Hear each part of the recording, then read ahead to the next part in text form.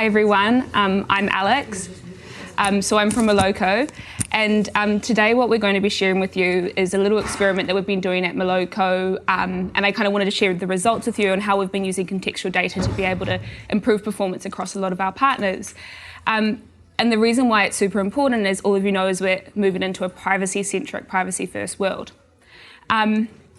So to kick things off, we're Moloco. So our goal as a company is to provide machine learning at scale across all different business scenarios. So we're, like me personally, I work mainly in the DSP team, but we have two other products that we have, which is our RMP, Retail Media Platform, and also AVOD, which is more recent. And I'm sure if you see anybody with a little blue logo floating around, they'll be more than happy to talk to you about it. But diving into Moloco, so we've got over 500 employees globally. 60% of our workforce is engineers, and 75% of that 60% are machine learning engineers. So we're really very much a tech-focused machine learning company. And one of our points of difference is that we invest 2 times more than our ad tech peers in R&D. So that puts us in a good position to be able to really invest in the areas like technology that will bring value. And then talking about me, I'm Alex, so I'm head of growth here at Moloco. So I've been at Moloco for about 3.5 years, and I help grow the growth team in the market here in EMEA. And prior to Moloco, I was at Supersonic, which is now IronSource, and now Unity IronSource, I'm not too sure. But yeah, and I focus I've always worked in ad tech, always worked in growth marketing, and now I'm focusing in the UK and Meta region. So the reason why we're all here today is ATT privacy. So taking a look back at what happened in 2020, just as a little refresher in case you guys don't remember, 2020, Apple announced ATT. It was enforced in 2021 in April, and then in September, SCAN rolled out with 14.5. And I think that when this first happened, there was many different schools of thought, many different reactions to how we would adapt and work in this scenario. And I think one of the big shifts was what's going to happen to iOS, because it was, I think, anyone who was buying media during that time knew that iOS was a very profitable and reliable channel to buy in.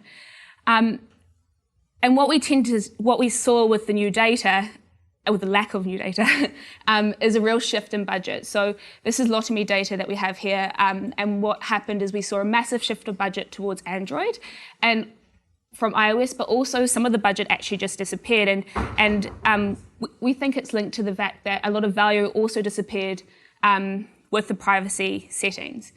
And what we kind of saw as a result of this is that we saw a lot of irrelevant advertising come onto the market, and it meant that advertisers lost a lot of value to be able to give the consumers even more value. So I think one thing that's really important here is that I think privacy is super important. It's extremely relevant, and consumers should have control of what happens with their data. And I think that it's really important to remember that during these times, innovate really drives innovation. So I think that if you're working with a company or any company that really invests in technology and finding unique and different ways of doing things is really going to excel if they choose to focus on a privacy-centric approach. And I think we've seen more recently some shifts from the big players like Apple with SCAN 4.0 and providing greater granularity into the data, and also Google is taking a very community-centric approach when it comes to Sandbox. So I think it's really positive signals that it's all going in the right direction. And when we think about how us as advertisers and also like publishers, how we can approach a privacy-first performance marketing, we kind of see these 3 general approaches that you can take. Firstly, which is very naturally a reaction of what a lot of people did, is shift spend into better performing channels. But like everything, there's pros and cons to all these shifts. So a positive about shifting it into channels that the larger ones that you know, is that it doesn't require much more tooling. It's a really simple shift. You can move budget there and you've already got it all set up ready to go. A con is that it's kind of avoiding the challenge that we have here, which is a new landscape where we have to be focusing on measurement and performance. The second approach that we see is using unified IDs, data clean rooms, private exchanges. I think what's probably more relevant for us in this room is private exchanges and marketplaces and deals. But with this, it can be extremely effective if you know your audience, and assuming that the audience isn't going to change too much in the future, you'll be able to buy directly with the partners, and it can be extremely effective. But the downside to this is that it is difficult to scale, and it can be really expensive too. And we'll be having to navigate multiple different providers, and that can also be a challenge because it is challenging managing 15, 16 different exchanges, partners, advertisers, and networks. And then the third point, which I think is probably the one that leans into the new landscape a lot more, is leveraging first-party data and contextual signals. And what's good about this is that it can scale across the whole ecosystem. It's finding a way to lean into a new world as opposed to focusing on the past. It's a true privacy-centric approach, so it's focusing on privacy, and it also creates unique value. And the way that it does, and I'll dive into how it does it actually, that's my next slide, but if we focus on some of the challenges that come with this, because contextual data can be subjective, it's very difficult to standardize the data. So I'm not sure if many of you have looked in a bid request by any chance. It's an odd thing to look at, but it can be a little bit subjective depending on what the different publishers deeming certain categories. So as a result, it's very difficult to be able to standardize it across everything. And it's also very technically difficult to do. So I think for this presentation, and also what my focus is on the experiments, for this presentation, and what I want to focus on is a third point, because what we're focusing on is how in our experiments we use first-party and contextual data to be able to improve the performance here. And I want to also say that this isn't like a one-size-fits-all. You do everything, you do all three of them, or you do one of them or none of them. You really need to adjust each of these based on what your company goals are, like the size of the company, what's available to you, resources, and everything like that. So today we're going to focus on the third point. And then diving into it, what is contextual data? So for the sake of our experiment, we used IAB data.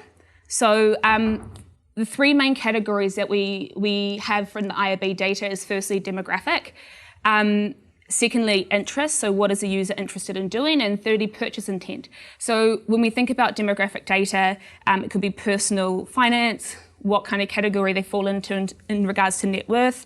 When you think about interest, it could be, are they interested in critical thinking? And then when it comes to purchase intent, where are they looking? How are they engaging with the app?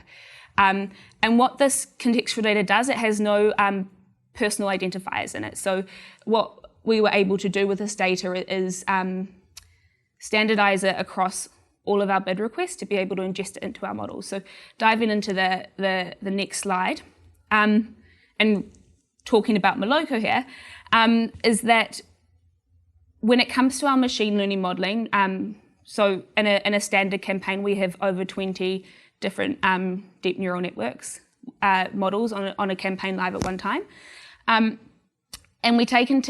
in the models, we take in first-party data, which is campaign-specific depending on who we're working with, campaign data, which is what we get from the open web. So this is, for us, we process over 400 billion bid requests daily. And then the third bit of data that we take in is contextual. So screen size, time of day, device type, this we get from our campaign data, and we also get contextually through the bid request. But the three bits of data that we had to adjust and add into it, which I'll explain in the next slide, was the action intent data, which I previously showed in the slide, demographic and interest. So previously to Scan, we weren't taking this in from the IAB categories into our predictions. And then just to explain really quickly how it works, and I'm no machine learning engineer, but I'll simplify it down for everyone, hopefully, is that how our deep neural networks work is that there's just layers of prediction. So each data point that comes in creates a different prediction, and we layer it on top. We layer each of them on top to output a specific prediction based on what the goal is. So for these campaigns, we were trying to predict click and install. And here we have like our standard we have our standard models doing their thing, which we've had for the last few years that are consistently updated, but not having the new contextual data in there. We have our base prediction, and then what we did with the new data is we added it to our tuning predictions. So we took in the contextual data, and it's quite a process because when you add a new signal into a model, it's like butterfly effect. You really have to be cautious with how you approach it, and you need to make sure the data is relevant before you take it live. So what the tuning parameter does is it uses the predictions from the data comes into the predictions from the contextual, and it adjusts what the final prediction is going to be, which will determine how we bid, our pricing, who we choose to bid on, everything. Okay. This is the experiment. So an A/B test, because we love A/B tests. What our goal was to understand how contextual data impacted the campaigns when optimizing towards click and towards install. So as I said, we mentioned we took in demographic, interest data, and action intent. The campaigns ran for about 4 to 6 weeks. We had one side of the test was running our base algorithm, and then the B side of the test, we were using the tuning parameter on top to be able to adjust the predictions in the algorithms. And I think one thing that we actually, when we launched this test, is that there was definitely this kind of school of thought that we had enough data. We are able to make the predictions based off what we have. So how is contextual data, especially when it's not PAI, how is it going to influence the models? Because for us, one of the things that is unique is that we sample every bid request that comes in. We make learnings positive and negative of everything. So understandably, our machine learning engineers were like, this isn't necessarily going to work. So the hypothesis that we initially had and what we expected is that there was going to be between 0 and maybe a single-digit performance improvement. So with this, normally you wouldn't roll it out if it's that much of an improvement. You would want to retest. But what we actually found was that by using the contextual data from the IAB categories, there was an 8 to 53% performance increase. And just to manage expectations, the 53%, that's when we're predicting the click as opposed to the install. But what we found is that it really did improve the performance. And when you put that into real life, a 53% improvement in prediction and install probability, the run-on effects of that is massive. It can be really huge and positive in the campaign. So for us, we were super pleased with that. And it was quite, and it's something that we're now completely investing in. So for us, when it comes to Moloco, what's next? We're going to continue to invest in how we can improve our contextual data. I want to say that like some other signals that can come into this that are really impactful would be, as publishers, I know that some exchanges are working with publishers to be able to send signals like battery life or I'm not sure if it can plugged into the wall, like little things like that. I'm not sure if that's one, but they're trying to really break down all the different ways that we can find contextual signals to show intent.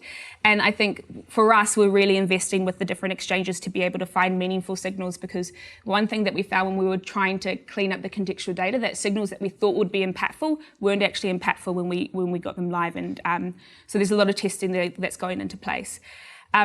For us, we're also going to really invest in the IAB categories. I'm not sure if anyone has seen them. It's huge, and it's very far spread across many different publishers. So for us, it's a huge focus to be able to tidy up and find value in them to be able to improve our predictions even further. And then the final point that we're working on as a company is creating more vertical specific machine learning models. So this is, so we're able to expand contextual targeting and contextual performance across all the different verticals, so that they can find success. But I think what's really important for us is that we learn together. So if anyone's interested in also joining in these experiments, if they have a specific category that they want to be involved with, like in non-gaming or even e-commerce, we're really interested to learn more from you guys and work with you guys to create these models and make them even more powerful. But yeah, thanks for your time. And if you have any questions, please feel free to ask. But yeah, thanks guys.